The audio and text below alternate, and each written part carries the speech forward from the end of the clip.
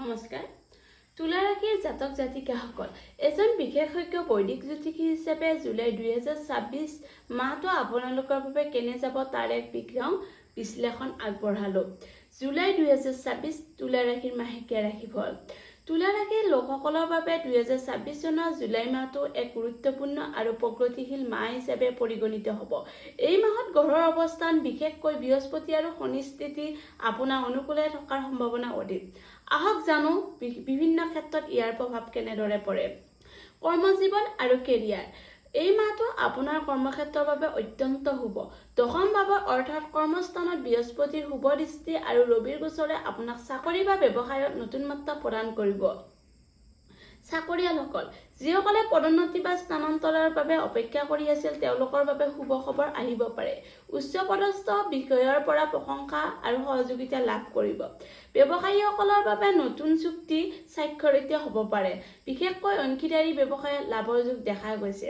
মাহৰ দ্বিতীয়াৰ্ধত ব্যৱসায়িক ভ্ৰমণৰ পৰা সুফল পাব। আৰ্থিক দিশ। জুলাই মাহত আপোনাৰ আৰ্থিক স্থিতি মজবুত হ'ব। উপাৰ্জনৰ নতুন উৎস মুকলি হোৱাৰ সম্ভাৱনা আছে। পূৰ্বৰ কোনো বিনিয়োগৰ পৰা এই মাহত ভাল ৰিটাৰ্ণ পাব পাৰে। পৈতৃক সম্পত্তিৰ পৰা লাভান্বিত হোৱাৰ যোগ আছে। গৃহ কাৰ্য বা ঘৰুৱা বিলাসিতাৰ সামগ্ৰী ক্ৰয় কৰোঁতে কিছু ব্যয় বৃদ্ধি পাব পাৰে। অৱশ্যে আৰ্থিক সঞ্চয়ৰ ক্ষেত্ৰত আপুনি সফল হ'ব। শ্বেয়াৰ মাৰ্কেটত বিনিয়োগ কৰিব খুজিলে বিশেষজ্ঞৰ পৰামৰ্শ লোৱাটো উচিত। স্বাস্থ্যৰ দিশৰ পৰা জুলাই মাহটো মিশ্ৰিত ফলদায়ক ফলপ্ৰসূ হ'ব। শনি ষষ্ঠ স্থানত অৱস্থিতিয়ে আপোনাক পুৰণি ৰোগৰ পৰা মুক্তি দিব পাৰে, কিন্তু মাহৰ মাজভাগত অত্যাধিক কামৰ হেঁচাৰ বাবে মানসিক চাপ আৰু ভাগৰ অনুভৱ কৰিব পাৰে। পাচন তন্ত্ৰ বা পেটৰ সমস্যাৰ প্ৰতি সাৱধান হোৱা উচিত। বাহিৰৰ খাদ্য পৰিহাৰ কৰক আৰু পৰ্যাপ্ত পৰিমাণে পানী খাবলৈ চেষ্টা কৰক। যোগ আৰু প্ৰাণায়ামে আপোনাৰ বাবে ঔষধ স্বৰূপ।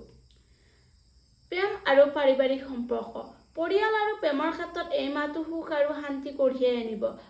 পৰিয়ালত কোনো মাংগলিক কাৰ্যসূচী অনুষ্ঠিত হ'ব পাৰে। ভাই ভনীৰ সৈতে থকা মতানৈক্য দূৰ হ'ব। পিতৃ মাতৃৰ স্বাস্থ্যৰ উন্নতি হ'ব। প্ৰেম আৰু বিবাহ। অবিবাহিতসকলৰ বাবে বিবাহৰ প্ৰস্তাৱ আহিব পাৰে। প্ৰেমিক প্ৰেমিকাসকলৰ মাজত বুজাবুজি বৃদ্ধি পাব পাৰে। জীৱনসংগীৰ সৈতে কোনো ধৰ্মীয় স্থান বা মনোৰম ঠাইলৈ ফুৰিবলৈ যোৱাৰ পৰিকল্পনা কৰিব পাৰে। শুভ সংখ্যা আৰু শুভ ৰং।